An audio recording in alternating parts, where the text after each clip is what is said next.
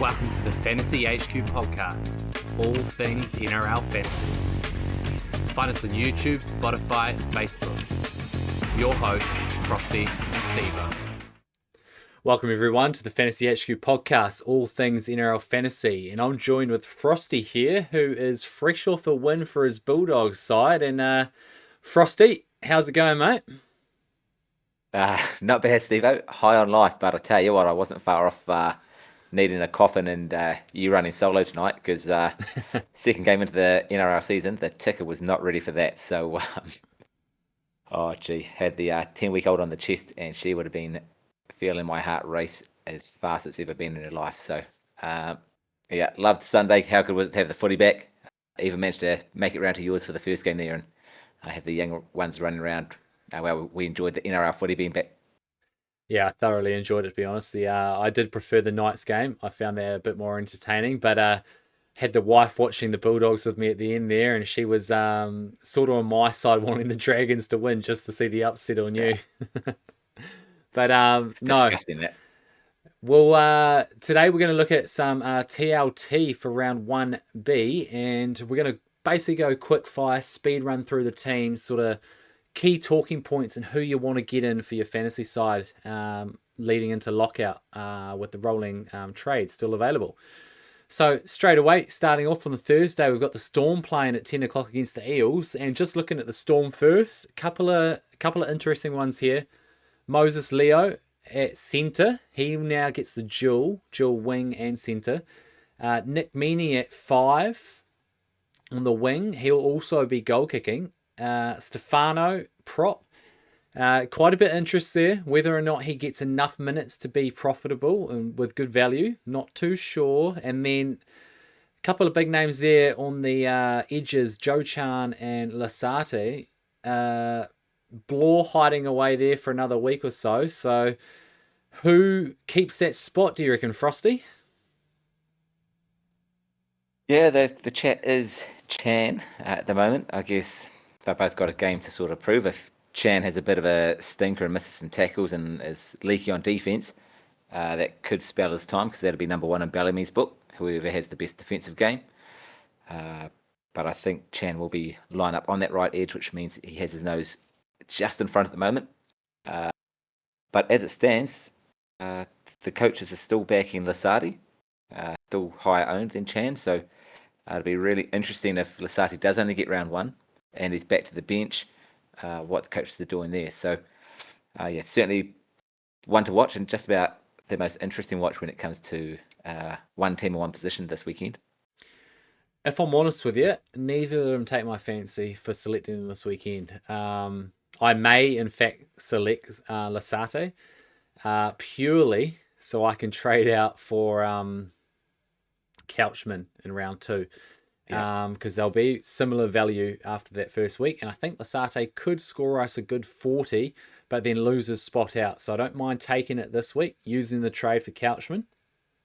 And then in the centres, Leo, someone that hasn't traditionally scored that well in reserve grade, but are you backing him with this backline to have an uptick in points?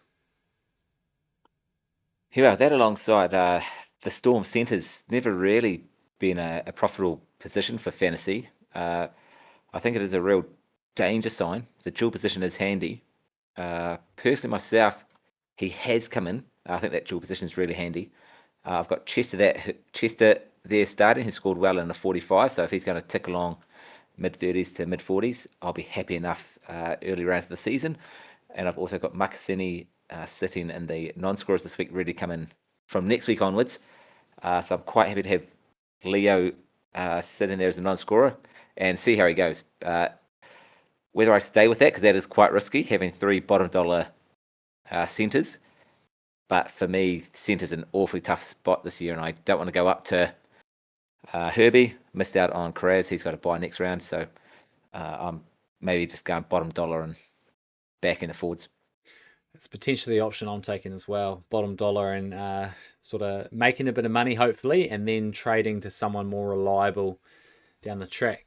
Moving on to the Eels. Key ones here. Pinasini, he's sort of been there in the picture for me.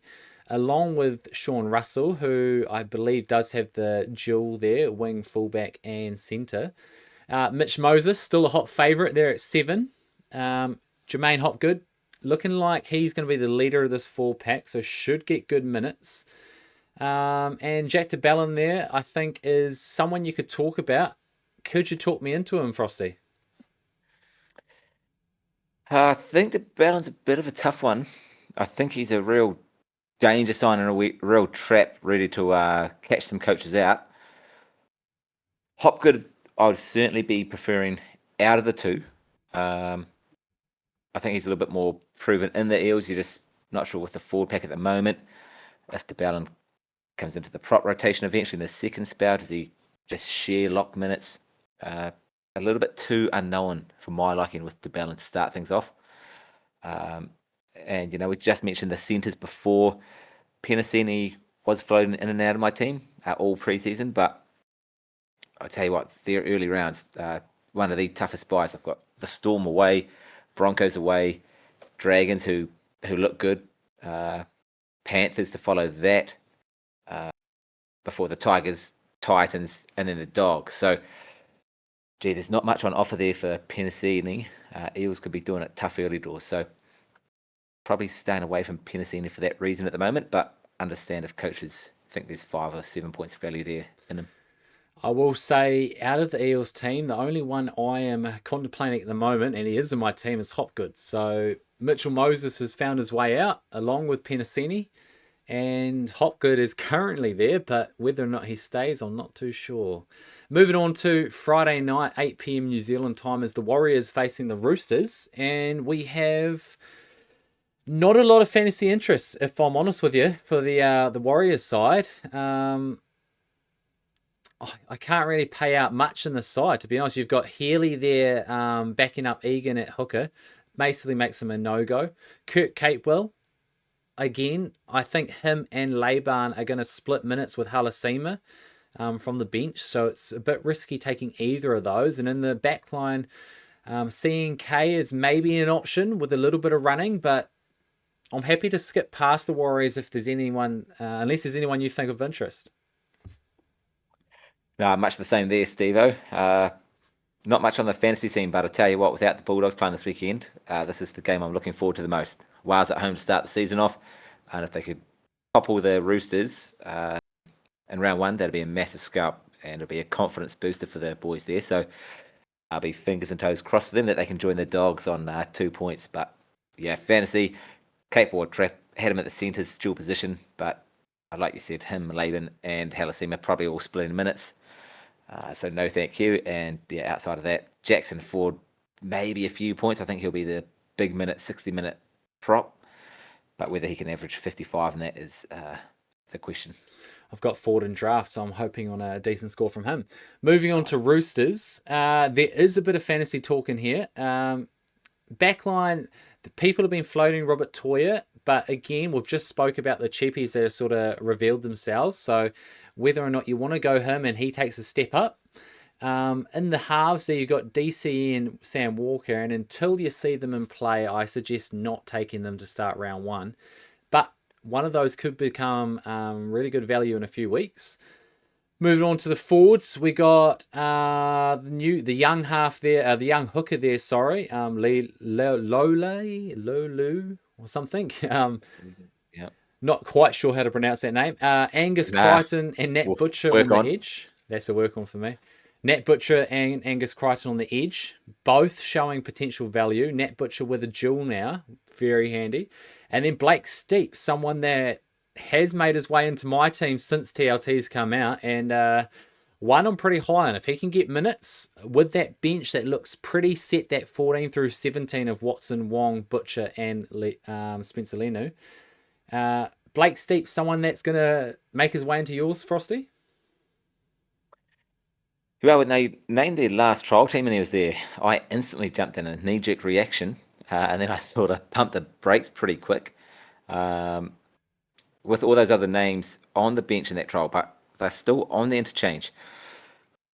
Whether he can get 60 minutes, there's a Wong, a Watson. Watson's definitely going to go into 9, but Does he play some lock? I'm not too sure. Wonkin definitely. I mean, Crichton's going to play 80 on an edge. Nat Butcher can certainly play 80 on the edge. Lenu will be 30 odd minutes in the middle. Egan Butcher looks to be in the prop rotation. So I think there might be just enough minutes. I was looking before, he certainly needs probably a 45 average at his price point to make enough in that 6 weeks and around that 90 to 100k. It's going to be tough for him to get that 150k that we're probably ideally after. If he had 10 weeks, he would certainly be in there. But with the 5 games, because I think it's only a 5-game ban, I'm not sure if 5 weeks is quite enough for me, but certainly on my radar at this point. And I think outside of him, a wee Smokey and the halves, but there's plenty there. Is Sam Walker. He looked pretty good in their last trial. Both sides, ball dominant. But yeah, again, at his price tag, you could probably wait a couple of rounds. I do think other than that, if you want to take Angus Crichton and lock in someone that you can sort of keep for the season, I think he's not a bad option as well. Moving on there to the second game on Friday night is the Broncos versus the Panthers, 10 p.m. New Zealand time. And the Broncos, they look pretty set from a really good side that won last year. So Reece Walsh being the main man at the back. We've got Ezra Mam. He could be a smoky if he takes a little bit of an uptake at number 6. Ben Hunt starting from the bench. And Tawa on the interchange along with Anderson and Arthurs. Those two likely not to play unless there's an injury. Anyone for the Broncos that jumps out at you other than Reece Walsh? Well, that man's still currently not on my side, and he's climbed to about 42, 43%. So, gee, that gets scarier and scarier as the days go by. He is on my side, that's for sure. And yeah, I missed Ponga. We had Ponga in our fantasy HQ side, so we're off to a bit of fly there. But I had Ponga all year, all preseason. I was high on him, but then I downgraded for an extra 100k at the 11th hour to get Jai Gray in. So, gee, I'm hoping he can get 50 points and sort of save me a little bit. But I might have to go up to Walsh just because I'm a little bit worried there that Ponga's going to go great guns. And if I don't have an out-and-out gun, I could be in trouble there at the wing full-wet position. So, Walsh certainly on the radar, but yeah, outside of him, nothing too much there, to be honest. Of course, we skipped over him, but Payne Haas is going to be locked into most teams already as captain, so not much more needs to be said about him. On to the Panthers. Casey McLean, as expected, is at number 4. He's another year older. Nathan Cleary, number 7. If he's not locked in as a vice captain, he's someone that we suggest should be in your team.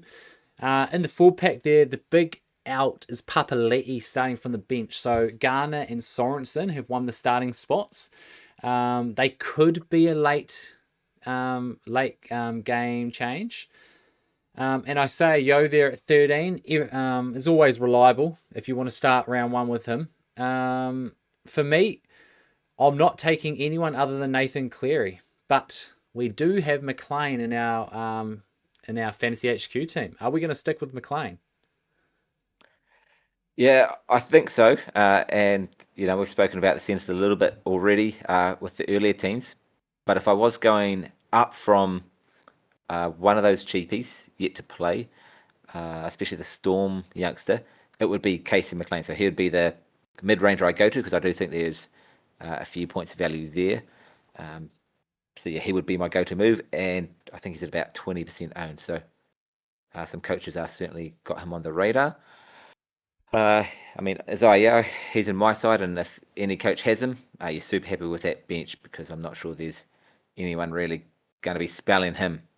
So he looks to be picking up 80 minutes, which is very positive. And I had a crazy thought. I'm not sure how many coaches are on him, but Dylan Edwards a couple of years ago sort of averaged that 57 for long periods. And if you could do that, he's priced at about 47. So if you could get back to that form, there's actually probably 10 points of value in Edwards, but he's priced at 47. So if he's there or thereabouts at 50, even 50 doesn't achieve you much. So a pod play on the radar there for me, but I'm not sure if I lock that in. Right, moving on to Saturday, we have the Sharks versus Titans, 7:30 p.m. New Zealand time. And for the Sharks, Kale Aero there at number 4. We've got Stone Street has won the wing spot. Looks like he'll keep it most of the season if he goes all right. Nicholas Hines at halfback. Blake Brayley, he's probably the best hooker in the game.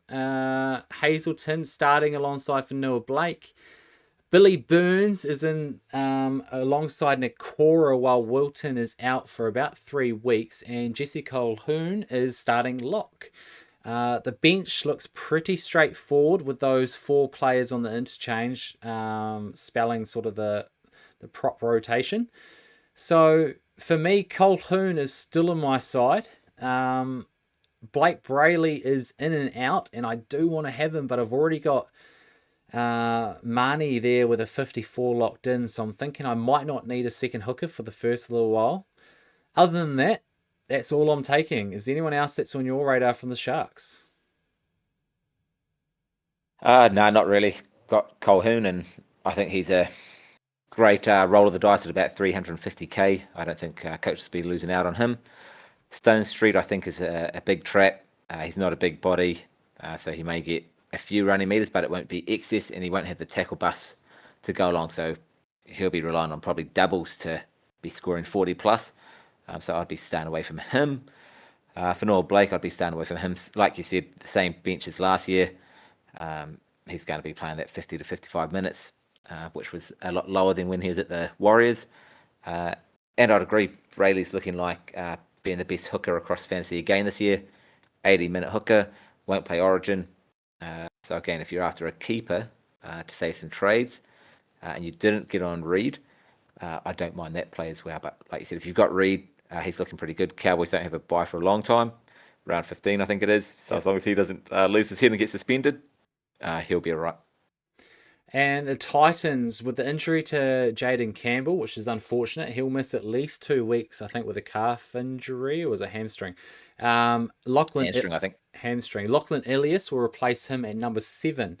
Faimani, he's finally in the app. He's on one wing. And for the forward pack, we have Tino. He's showing a little bit of value, along with Chris Randall. That could potentially be a smoky pod option.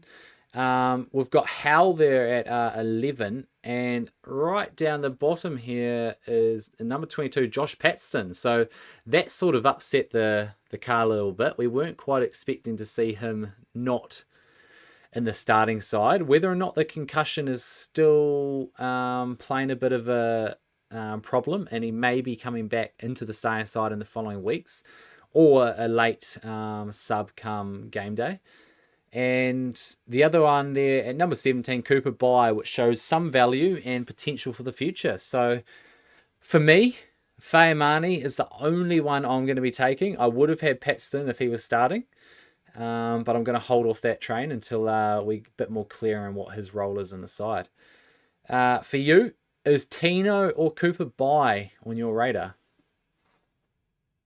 Uh, Tino is. He has been in my side on the bench. So whether he stays there or not, I just need to look at the balance of my side and if he's the one I want to stay with or not. Cooper Bye, not so much at the moment. Although, it wouldn't surprise me if he gets 35 minutes and go point a minute. Not quite at that Ryan Couchman sort of level, but if he ticks away at mid 30s at 250k, you're probably more than happy as a non-scorer. But yeah, Ho is a interesting one there. Sort of come out of the woodwork late. Maybe that concussion. It's a fairly risky one for coaches, so it's probably a bold play. You might want to wait a week, stay away from him, see if he holds that spot down in round 2, or if Patson's coming back. And outside of that, Faimani, I'll be rolling the dice with him as well. Titans are an attacking team. They like to spread the ball. Wingers get involved, so bit of hope there for him. And outside of that, Randall, I've gone colder on. I did speak about him a fair bit earlier on in the preseason. With the ACL injury to one of their main props, but Cooper Bye is probably looking to take some minutes there, I think. So, that'll be it for me. And Kanakini at the back, and again, another smoky at 600k if coaches are after that. Moving on to the late game on Saturday, New Zealand time. It's at 9:35 p.m. Sea Eagles play the Raiders, and captain Tom Zdrojovic there at fullback. Ruben Garrick does line up at centre, although we expect him to lose the goal kicking duties to Jamal Fogarty, who will make his debut at halfback for the side. Paseka returns at prop, and Alakuatu is someone that does interest me on the edge for the Raiders. Not much on the bench, and I do like the look of Alakuatu at about 608k. He's sort of the guy. I was going with Papali'i for the Panthers, but I'm considering switching straight to Alakuatu. Can you talk me out of making that decision, Frosty? 600K's a pretty good pickup. I guess when it comes to back rows, there are a few out there already. Everyone's got Fafita. The Cowboys chap went well, and you've got a couple of others floating around. But if you want a 80-minute edge, the Titans one's a little bit rocky at the moment. Storm situation is rocky. So if you're going a little bit cold on those situations as a fantasy coach, I certainly understand picking someone like Olakuatu up. So don't mind it if you're looking for some reassurance and some more consistency. And I will be looking at that myself because, I'm getting a little bit worried with some of these edge positions that are popping up and have a few too many question marks for my liking at the moment. So a good shout there, and Fogarty will get him into gaps. But outside of that, Captain Tom at 600k is a possibility for coaches, but not for myself. But I wouldn't be surprised to see him get back to his old ways and average above 50. Wouldn't surprise me if Tommy Turbo comes out guns blazing round one, a bit like Ponga, and a few coaches fall into the trap, pick him up, and he sort of goes into his shell and gets hurt after a couple rounds. So I hope it doesn't happen. But moving on to the Raiders, and geez, the team looks actually really young. KO Weeks there at fullback, Tamale on the wing. He's back as a good option. Looks like he could get a bit of an uptick in terms of ability this season, which might convert to more points. Ethan Sanders, he's been a hot pick there, leading the team at halfback. In the forwards, Noah Martin, little cheapy there on the edge. He is there while Nicholson is recovering from injury. He's listed to come back round 2.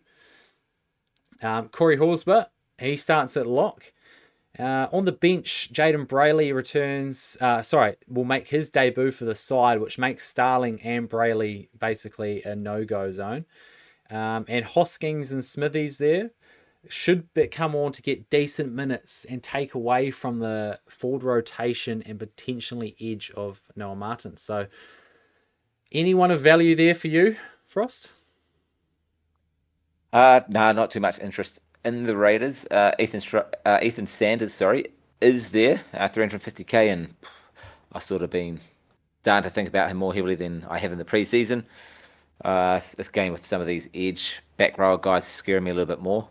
He may find his way into my side. He's not there quite yet. But outside of that, I don't think Noah Martin locks down anything, so I'll probably stay away from him and just wait a week or two. And that's it for me on the Raiders. Not a heck of a lot there outside of Sanders. Moving on to the final game, one game for our Sunday at 6:05 p.m. New Zealand time is the Dolphins versus the Rabbitohs. And if I'm honest, outside the Warriors game, this is probably the game I'm looking the most forward to. Just some attacking rugby, which would be great. So the back line for the Dolphins looks ready to light up and score some tries with Hamiso at the fullback. That means Herbie, Avarillo in the centres, and Cobo and Asako on the wings. Katoa, he looks like he could take a leap as well. He's the half. And in the forwards, it's a little bit unknown where the minutes will go, and with injuries of people to come back in the coming weeks, it's a bit risky taking anyone in that 4-pack for my mind. Strider at the 14 there on the interchange could get decent minutes at hooker and half. So particularly if there's an injury there, I might consider him. And Trey Fuller there, he's got the number 17 jersey. So as it stands, I would not be starting with Trey Fuller. For you, is there anyone you're starting with in this Dolphins team? No, there is not, but they are probably the side in round 1B that I'm most interested to watch purely for fantasy reasons of guys I don't have. You've got Farnworth, Cobbo, Katoa, and then pretty much the whole forward pack. But Saifiti's back next week. Someone's back in round 4. There's someone not long after that. So yeah, there's 4 stocks to come back. So I'm staying well clear, but I am very interested to see how that all unfolds for them. But yeah, not starting with any of them. It's a wait and see for the Dolphins for me. Yeah, you got Francis Molo and Max Plath both returning in round 4, along with Jeremy Marshall-King round 7. So a little bit to come back. So it's a bit risky taking anyone that 4-pack, but Thomas Flegler and Tom Gilbert, both options that could make a bit of money. So I wouldn't say no to anyone picking those guys. Moving on to the Rabbitohs, Jai Gray, as you've mentioned in your team at number 1. Latrell Mitchell, Jack Whiten locking down the centres with Graham on one wing. Ashton Ward, he's going to be holding down that spot, I think, for the time being until Jamie Humphries is back in round 3, I think it is. Bryson Garlick, he wins the starting spot over Peter Malmasulis at hooker. And an interesting one, Ewan Aiken starting at edge in front of Duncan, who's on the bench. Is Ewan Aiken on your radar, or are you just worried about the minutes he gets with Duncan there? Or does Duncan actually take Fafita's minutes, and Fafita only plays around that 50-minute game? Yeah, Aiken's entered my radar purely because I don't think Fafita plays out 80. So some of Duncan's minutes will go there. And then I think his other minutes may go at Spelling and Murray. I'm not sure if Murray plays 80 right off the bat. And even if he does, I can see Tallis Duncan even slotting in for a couple of prop minutes alongside Kepi and Hubner. So I think Aiken plays the 80. So all of a sudden, could be a sneaky wee option. I might just have to have a quick look at his price. And I think he's 610k off the top of my head, and he does have the dual for centre as well. Centre dual. Yeah. Oh, all of a sudden, I might be cashing right up and trying to hold down a gun at that centre spot. At 1% owned, if he does play 80, that would be a massive one. I think there's no doubt if Aiken is playing 80 minutes at 600k or 610k, he should be in everyone's team because he can easily hold around that 700k price, average about that 50 to 55, and be a permanent lock at your centre option. But for me, it's too risky round 1, and he will be on my radar, and I personally like Ewan Aiken. So if he goes all right, it will be someone I might look to get in early doors if I can. Anyway, that is it for TLT. We've tried to go over that relatively quickly, and there's plenty of good watches this weekend. So hope you'll look forward to it, and do subscribe to the podcast. We'll much appreciate it. And thank you, Frosty, for joining in. All good. And Latrell Mitchell, just a watch for this weekend team. Didn't mention him, but stay away. See how he goes at centre. Jai Gray for 60. Enjoy your footy. Jai Gray for 60. We appreciate your support for the Fantasy HQ podcast, all things NRL Fantasy. Subscribe on YouTube, follow on Spotify and Facebook, and most importantly, thanks for watching.